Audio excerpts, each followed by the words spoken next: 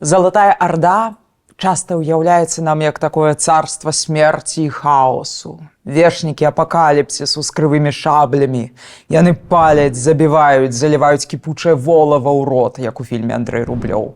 Пакуль, як нам кажуць савецкія падручнікі, рускія людзі не аб'ядналіся вакол Масквы, каб даць адпор, ды скінулі татара-мангольскае іга. Ура!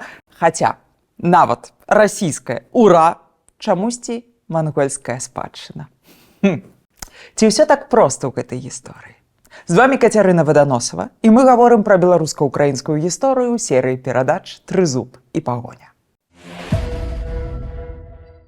Манголы не былі проста тупой сілай, якая нібыта саранча спустошвала ўсё на сваім шляху. Гэта былі не кімерыйцы, гуны ці полаўцы, якія праносіліся, знішчалі і не пакідалі па сабе следу, бо не былі ў стане стварыць нейкай доўгатэрміновай дзяржавы. А манголы стварылі, прычым настолькі цікавую і складаную сістэму, што нават у гады крызісаў яна функцыянавала і палітычна, і эканамічна. Манголы не толькі ваявалі, але і гандлявалі. Іхны гандаль быў не рэгіянальнага, а сусветнага ўзроўню. У дакументах зафіксаваныя здзелкі ўзроўню Дубая, Сінгапуру ці сённяшняй лонданскай біржы. Гэта быў мост паміж захадам і ўсходам ад Кітая да Гішпаніі. Яны крышавалі знакаміты шаўковы шлях, а далей тавар ужо перапраўлялі купцы з Венецыі і Генуі, якія варагавалі між сабою, хто ж будзе сядзець на гэтай залатой жыле. Яны гандлявалі футрам, быдлам, спецыямі, шклом, прадметамі раскошы, рознымі цудамі з Кітаю, якімі захапляўся Марка Пола. Манголы былі качэўнікамі, так, але яны акумулявалі старыя цывілізацыйныя цэнтры Кітая, Туркестана, Закаўказя, развітых мусульманскіх краін. Самі таго не ведаючы, яны займаліся цывілізацыйным сінтэзам, стваралі глобальную гандлёвую прастору. Новы Сарай, Хаджы-Тархан, Дербент, Азоў, тады яшчэ Азак, Юлістан, гарады на Паволжы і нават у Сібіры за Уралам, якія не захаваліся да нашага часу або дэградавалі да стану вёсак. Усё гэта былі цэнтры гандлю і рамяства, якія чаканілі сваю манету. Дарэчы, апроч залатой і срэбнай манет, у манголаў была і медная. Гэта вельмі важна, бо сам па сабе кавалачак медзі памерам з пазногаць нічога не каштуе. Але калі яго трактуюць як грошы, гэта значыць давер да дзяржавы, якая гэта прадукуе. Больш за тое, манголы карысталіся і папяровымі грашыма для зручнасці. У Еўропе да гэтага дайшлі праз стагоддзі. Канешне, Арда была вельмі кантраснай. Гісторыкі з Татарстану ці Казахстану любяць маляваць бліскучую, высокаразвітую цывілізацыю на прасторах Еўразіі, што не зусім карэктна.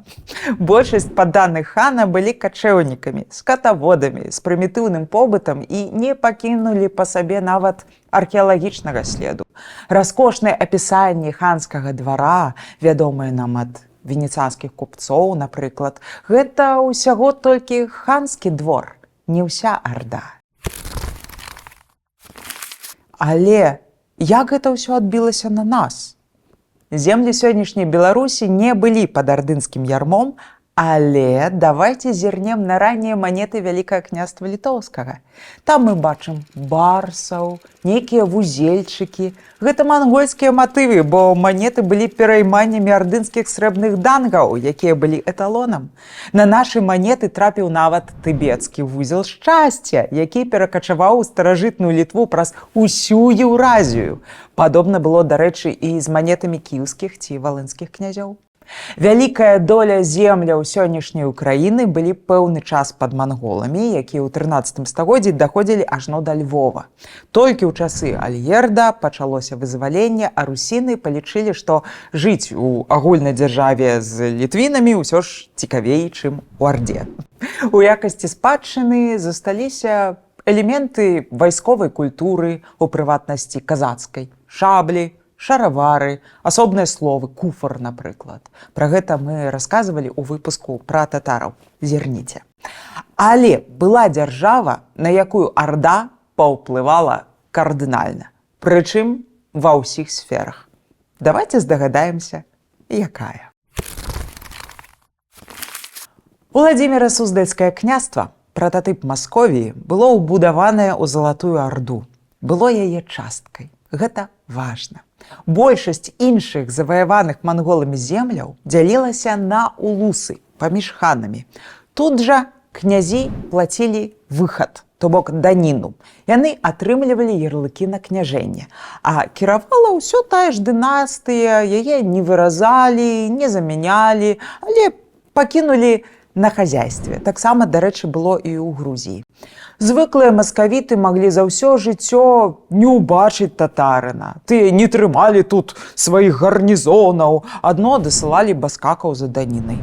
Тэрыторыя была захопленая Ардой, але не акупаваная. Тут не стаяў мангол з крывым ножом на кожным падворку. Пакоры, у прынцыпе, хапала.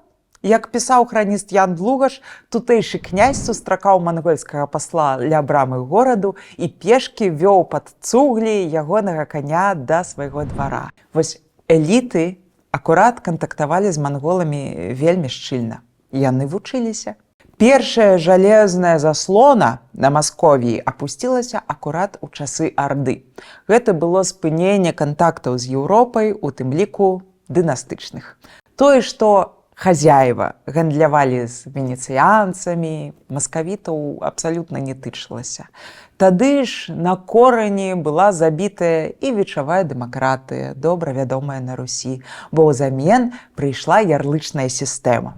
На любую пасаду вышэйшы начальнік выдаваў ярлык, такая ліцэнзія на ўладу, а таму начальніку ягоны начальнік, і выбудоўвалася вертыкаль. Калі Арда пачала сыпацца, Маскоўскае княства стала варагаваць з казанскім, астраханскім ханствамі, Нагайскай Ардой, з Крымам, але гэта не была вайна за вызваленне ці помста за прыніжэнні. Гэта была канкурэнцыя за спадчыну Арды, агульнай мамы, перадзел майна. Нягледзячы на канфесійную і культурную розніцу, маскавіты адчувалі сябе акурат спадчыннікамі, сынамі. І ў далейшым ідэалогія маскоўскіх князёў магла быць умоўна еўрапейска-візантыйскай, бо той жа Іван Жахлівы выводзіў сябе ад Аўгуста і Рурыка. Як гэта можна было паяднаць? А вось тэхналогіі і практыкі заставаліся ардынскімі. Замест хана – вялікі князь, пасля цар. Замест ярлыкоў – царскія граматы. Усе падданыя, незалежна ад маёмаснага стану, халопы гасударевы. Самое слово, дарэчы, халоп добра кладзецца на тюркскае кул, раб. Так называлі сябе людзі, якія звярталіся да хана. Маскавіты па выніку дайшлі ажно да Ціхага акіяну. І тут, акурат, прынцыпы Залатой Арды вельмі прыдаліся. Гэта і дэспатызм, і натуральны падатак, ясак, і сістэма аманатаў, закладнікаў, ну і жорсткасць на максімалках. Увесь гэты ардынскі софт стаў, як зараз кажуць іхныя гісторыкі, асновай стабільнасці расійскай дзяржавы. Ён не даў імперыі разваліцца, як ласкутнай Аўстра-Вугоршчыне ці Югаславіі, дзе таксама жыло шмат народу. Ардынскі след у звычаях і нізавой культуры застаўся праз стагоддзі, нават пасля пятроўскіх рэформаў. Словы «караул», «казна», «таможня», «деньги» – усё гэта мангольская спадчына. Нават вайсковы вокліч «ура» – гэта мангольская «уракша», то бок «наперад». Пяльмені, манты, чабурэкі, чехарда, гульня ў бабкі, дамастрой, нават прымаўкі, дарёнаму каню в зубы не смотрят, альбо сабака лает, караван идёт. Гэта ўсё адтуль ардынскае, роднае. Кажуць, што сёння ў расійскіх падручніках ужо не пішуць пра татара-мангольскае іга, а пішуць пра сістэму залежнасці рускіх зямель ад ардынскіх ханаў. Цікава, правда? Можа, з часам яны прызнаюць, што і двухгаловы арол на іхным гербе не візантыйскага паходжання, а таксама ханскі. Яго мы бачым на вялікай колькасці медных ардынскіх манет, пулаў. Урэшце, як пісаў Карамзін у «Истории государства российского», Москва абавязаная сваёй веліччу ханам. Ну, хто мы такія, каб спрачацца з Карамзіным? Заўважце, калі ласка, што ў дыскурсе расійскіх гісторыкаў усё менш і менш пра Русь і славянаў і ўсё больш і больш пра Еўразію ад Брэста да Ўладзівастока. Усё, як запаведвалі Гумілёў з Трубецкім. З той толькі розніцай, што гэтая прастора ўжо не пра высокаразвітую эканоміку і квітнеючыя гарады, не пра гандаль з Еўропай і шаўковы шлях, а толькі пра вайну і смерць. Як заўсёды, мы вельмі ўдзячныя за вашыя данаты, за вашыя падабаечкі, за вашыя каментары. Дзякую вам вялікі, не спыняйцеся і не забудзьцеся, калі ласка, падпісвацца на наш канал. І будзьма разам з сапраўднай гісторыяй.